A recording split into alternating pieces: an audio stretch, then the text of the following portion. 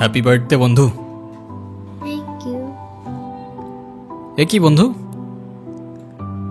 তুমি কাঁদছো কেন? কই না তো, কাচ্ছি না তো। ওয়েট। দেখো, এ নাও বন্ধু, একটু মিষ্টি মুখ করে নাও। আপনি আবার আসছেন? এই চলো তো। আস্তে, আমার ব্যথা ওর দোষটা কি অনু? লাগছে।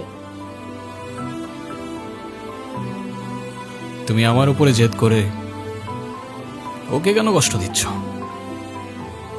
আমার মেয়ে আমার যা খুশি তাই বলবো, আপনি বলার কি? আর কেনই বা আসছেন এখানে? কেউ না আমি, আর কখনো আসবো না।